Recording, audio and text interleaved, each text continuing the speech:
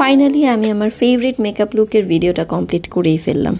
Hello everyone, আসসালামু আলাইকুম, welcome back to my channel. কেমন আছেন সবাই? নিশ্চয়ই খুব ভালো, আমিও কিন্তু অনেক ভালো আছি। তো আমি আজকে একটা মেকআপ লুক ক্রিয়েট করছি, যেটার ডিটেইল আমি আপনাদের এই ভিডিওর মধ্যে বলবো, কারণ আমার বেশিরভাগ ভিডিও একটু ছোট হয়ে যায়, ডিটেল বলা হয় না। সো এই ভিডিওতে অবশ্যই ডিটেলটা বলে দিব। প্রথমেই আমি একটা ময়শ্চারাইজার ইউজ করতেছি, এটা পন্ডসের জেল ময়শ্চারাইজার। এইটা one of my favourite moisturiser. এরপর নিচ্ছি টেকনিকের প্রাইমার।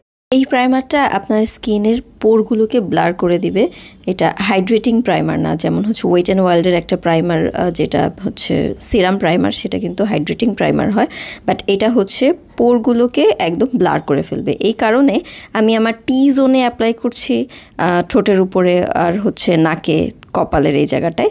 পুরো ফেসে এটা দেওয়ার আমি আসলে দরকার মনে করি না, বাট যদি আমি পরিমাণ বেশি নিয়ে নিই তখন দেখা যায় যে আমি একটু জায়গাটাকে, মানে যতটুকু জায়গাতে আমি অ্যাপ্লাই করছি সেটা একটু বাড়ায় নেই আর কি। বাট এটা টি জোনে অ্যাপ্লাই করার জন্যই আসলে এই প্রাইমার। এবার আমি এলএ গার্লের এই অরেঞ্জ কারেক্টারটা ইউজ করব। এইটার কোয়ালিটি বেশ ভালো, মানে আপনি রিজনেবল প্রাইসের মধ্যে যে কনসিলারগুলোকে পছন্দ করবেন তার মধ্যে এইটা একটা। বাট আমি এটা ওই তুলিটা দিয়ে অ্যাপ্লাই করি না, মানে কনসিলারের সাথে যেটা আছে সেটা না, আমি হাত দিয়ে অ্যাপ্লাই করি। এতে আমার কাছে মনে হয় কম পরিমাণ ইউজ করা যায় এবং স্কিনে খুব ভালোভাবে মিশে যায়। মাঝে মাঝে ব্রাশ দিয়েও করি, বাট হাত দিয়ে অ্যাপ্লাই করি আমি সবচাইতে ভালো রেজাল্ট পেয়েছি। এই যে একদমই মিশে গেছে, আমার স্কিনের সাথে মিশে গেছে। আবার অরেঞ্জ কারেক্টর কিন্তু অনেক বেশি পরিমাণ দেওয়া যায় না, এতে করে মেকআপের কালারটাও চেঞ্জ হয়ে যায়। সো এই হচ্ছে অবস্থা। এবার আমি আই ম্যাজিকের একটা কি বলে আইব্রো পমেড ইউজ করতেছি। তো আমার আইব্রো করতে আসলে অনেক সময় লাগে, আমি যতটুকু সম্ভব এখানে দেখানোর ট্রাই করেছি। আমি প্রথমে আইব্রোটা একটু ড্র করে নিই, তারপরে হচ্ছে কনসিলার দিয়ে, সবাই যা করে আমিও তাই করি আর কি। বাট এই জায়গাটা আমি একটু শর্ট করছি, কারণ এই জায়গাটা আমার অনেক অনেক সময় লাগে। আমি আমার নিজের আইব্রো শেপ করাতে নিজেই অনেক বেশি খুশি হয়ে যাই। আমার মানে মনে হয় যে বাহ, আমি তো অনেক ভালো পারি। আচ্ছা, এবার আমি ওয়েট অ্যান্ড ওয়াইল্ডের ফাউন্ডেশন, এটা হচ্ছে ম্যাট ডিউই টানা, এটা ম্যাট ফাউন্ডেশনটা, এটা অ্যাপ্লাই করতেছি। আমি যখন মানে লাইট ছাড়া ন্যাচারালি আমার স্কিন থেকে এই ফাউন্ডেশনটা একটু ডার্ক, বাট লাইটের মধ্যে ওরকম মনে হচ্ছে না।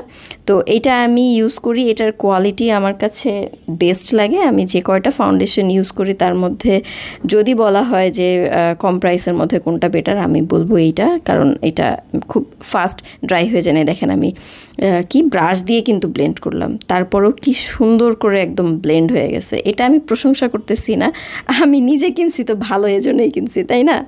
আচ্ছা, এবার আমি ব্রাশ দিয়ে ব্লেন্ড করার পরে কিন্তু প্রতিবারই আমি একটা কি বলে বিউটি ব্লেন্ডার দিয়ে ব্লেন্ড করি। এটা হচ্ছে এভারলি বিউটিজের বিউটি ব্লেন্ডার।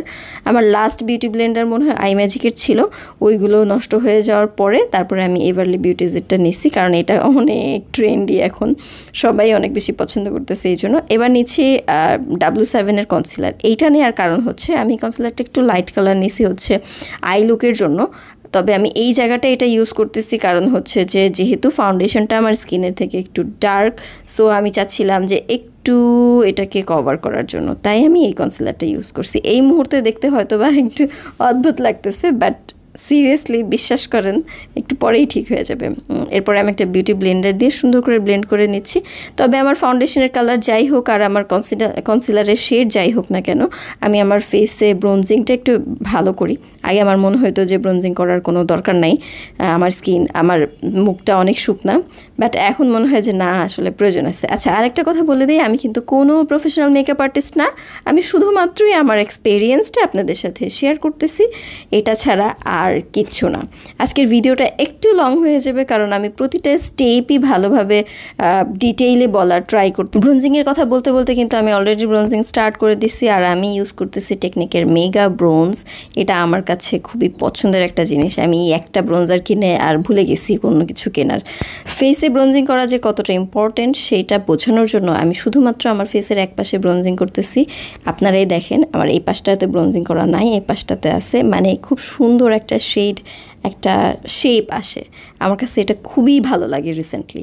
তো আমি আমার যে চোয়ালটা, জ লাইনের এখানেও একটু দিই। এবার চলে যাই হচ্ছে ব্লাশেও আমি দিচ্ছি টেকনিকের মেগা ব্লাশ। এটা ছাড়া আমার কয়েকটা লিকুইড ব্লাশ আছে, বাট আমি যতই লিকুইড ব্লাশ দিই না কেন, টেকনিকের এই ব্লাশটা না দিলে আমার ভালো লাগে না। এটার কারণ হচ্ছে এটার মধ্যে একসাথে 4টা শেড আছে, আমি যে কোনো সময় যে কোনো শেড দিতে পারি, তবে বেশিরভাগ সময় আমি 4টা মিক্স করে দিই। আমি স্বাভাবিকভাবে যেভাবে দিই সেভাবেই আপনাদেরকে একটু দিয়ে দেখাচ্ছি যে আসলে কেমন লাগে।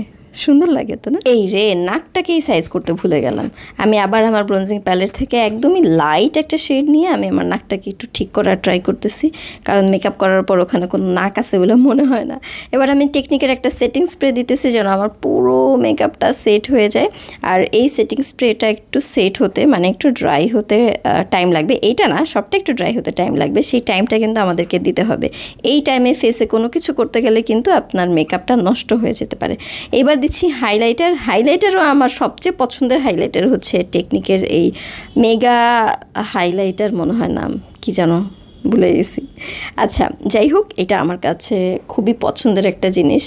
আমার আরও হাইলাইটার আছে, বাট আমি মনে হয় কি এটা না দিলে আমাকে দেখতে সুন্দর লাগবে না। তো আমি যেহেতু হাইলাইটার অনেক পছন্দ করি, তাই আমি আমার ফেসে যত সম্ভব হাইলাইটার দিয়ে ফেলছি।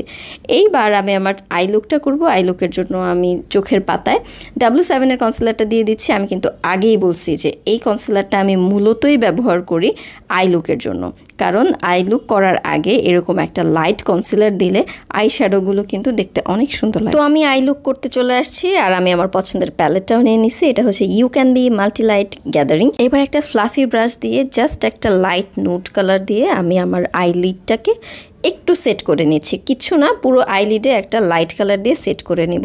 এরপরেই আমি চলে যাব একটা ডার্ক ব্রাউন কালার নিব। ব্রাউন কালার দিয়ে আমি কি করব, আমার যে ক্রিজ লাইনটা আছে ওই ক্রিজ লাইনটা একটু ড্র করে নিব, একটা লাইন করে নিব যেন ক্রিজ লাইনটা বোঝা যায় সেরকম করে নিব। এবার এই ক্রিজ লাইনটাকে ব্লেন্ড করার জন্য আমি যেই শেডটা দেখাচ্ছি, একটা লাইট ব্রাউন না, এটা কেমন যেন একটা নুড টাইপের কালার, এটা দিয়ে ব্লেন্ড করে দিচ্ছি যেন কোনো হার্শ লাইন দেখা না যায়। আমি সেম প্যালেট থেকে একটা ব্রাইট ব্লু কালার, যেটা ডার্ক বাট হচ্ছে ডিপ কালার না, ব্রাইট কালার, হ্যাঁ, ব্রাইট একটা ব্লু কালার নিয়ে একদম আইলাইনারের মতো উইং করে দিচ্ছি। আজকে আমি কোনো আইলাইনার দেবো না, আর আজকের এই আই মেকআপটা অনেক বেশি ইজি হতে যাচ্ছে।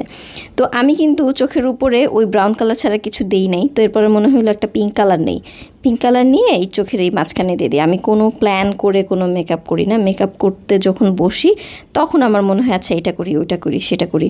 তো সেই কারণে হচ্ছে আমার পরে মনে পড়ছে পিঙ্ক কালার দিতে, তা নাহলে আমি আগেই দিতাম, পরে আমি ব্লু কালার দিয়ে উইং করে নিতাম।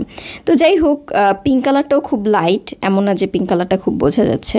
এরপরে আমি আমার ক্রিজ লাইনটা আরেকটু বোঝা যাওয়ার জন্য আরেকটু ব্রাউন কালার নিয়ে তারপরে একটু ড্র করে, মানে একটু লাইন করে দিচ্ছি এবং এটাকে আবার ব্লেন্ড করে দিচ্ছি। মানে আমার কাছে মনে হচ্ছিল যে যেটা আমি বোঝাতে চাচ্ছি, যেই ইলিউশন বলেন, যেই লুকটা বলেন ক্রিয়েট করতে চাচ্ছি, সেটা হচ্ছে না। এই কারণে আমি আরও একবার ব্রাউন কালার নিলাম। এরপরে আমি একটা গ্লিটার আইলাইনার দিলাম। আমার এই গ্লিটার আইলাইনারটা হচ্ছে পিঙ্ক টোনের, যেহেতু আমি পিঙ্ক কালারের একটা শ্যাডো দিয়েছি তাই আমি পিঙ্ক টোনের আইলাইনার একদম ক্রিজ লাইনে দিলাম। এটাতে আরেকটু সুন্দর লাগবে আমার মনে হয়।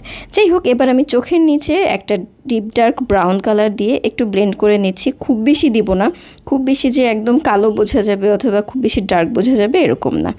এবার আমি ইনার কর্নার হাইলাইট করতেছি, যেহেতু আমি একটা ব্লু কালারের উইং করেছি, সো এই কারণে আমি একটা light sky blue shimmer colour দিয়ে ইনার কর্নারটা কি বলে হাইলাইট করে নিচ্ছি। চোখের ইনার কর্নার এবং ব্রাউ বোনটাও একই, মানে একই কালার দিয়ে। এই জায়গাটা আমি বেশিরভাগ জায়গায় করি কি হাইলাইটার দিয়ে এই কাজটা করি, বাট আমার কাছে মনে হলো যে আজকে একটু ডিফারেন্ট কিছু করি, তো ডিফারেন্ট কিছুই করলাম। তো এবার আমি একটা আই ওপেনার না, টেকনিকের এই নুড পেন্সিলকে আই ওপেনার বলে। এইটা আমার রিসেন্ট ফেভারিট নুড পেন্সিল, যেটা আপনাদেরও অনেক পছন্দ হবে। এত ইজিলি অ্যাপ্লাই করা যায়, মানে কোনো ধরতে হয় না, ছুঁইতে হয় না, খুবই ইজিলি অ্যাপ্লাই করা যায়। এবার আমি আমার ন্যাচারাল আইল্যাশটা একটু কার্ল করে নিচ্ছি। চোখের সাজ মোটামুটি শেষ। আইল্যাশটা কার্ল করার পরেই হচ্ছে আমি একটা মাস্কারা দিব। অনেক সময় আমি মাস্কারা দেওয়াটা মানে স্কিপ করে ফেলি, এটার কারণ হচ্ছে ভালো লাগে না, আইলসামি লাগে। কিন্তু আসলে মাস্কারা না দিলে পাপড়িটা সাদা হয়ে থাকে, পরে এই যে ফেক আইল্যাশ পরার পরেও পাপড়িটা সাদা সাদাই লাগে।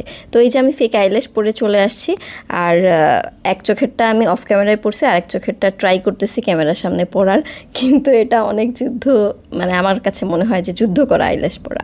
তো আমি এখন লিপস্টিক দিচ্ছি। লিপস্টিক হচ্ছে এটা গিভ মি মোকা। আমি খুব পছন্দ করে লিপস্টিকটা নিছিলাম, বাট এই লিপস্টিকটা আমাকে মনে হয় ভালো লাগে না, এই কারণে ইউজ করা হয় না। তারপরেও যেহেতু নেওয়া হয়েছে সেহেতু তো একবার তো ইউজ করাই যায়। বাট আমার মনে হচ্ছে এই মেকআপ লুকের সাথে এরকম একটা লিপস্টিকের শেড খুবই ইম্পর্ট্যান্ট ছিল। সো শেষ আমার মেকআপ করা, আমার বেস মেকআপ, আমার ফেস মেকআপ, একটু হেয়ার স্টাইল। আমার আসলে হেয়ার স্টাইল সবসময় কেমন যেন একটু একরকমের হয়ে যায়। এটার কারণ হচ্ছে আমি আমার চুল বাঁধতে পারি না, হয় খোলা রাখি, তা না হলে খোপা করি, তা না হলে এভাবে বাঁধি। বাট অল ওভার আপনাদের কাছে এই মেকআপ লুকটা কেমন লাগলো সেটা জানিয়ে কিন্তু কমেন্ট করবেন, অপেক্ষা করব আমি। তো যারা এখনও সাবস্ক্রাইব করেননি তারা অবশ্যই সাবস্ক্রাইব করবেন এবং পাশে থাকা বেল বাটনটা ক্লিক করবেন। তাহলে কি হবে, আমি যখনই মেকআপে অথবা মেকআপ রিলেটেড কোনো ভিডিও দিব সেটার নোটিফিকেশন আপনার কাছে যাবে এবং এসে আমাকে আপনার মতামত জানাবেন। ওকে, তো নেক্সট ভিডিওতে আবার সবার সাথে দেখা হবে। ততক্ষণ পর্যন্ত সবাই ভালো থাকবেন। আল্লাহ হাফেজ।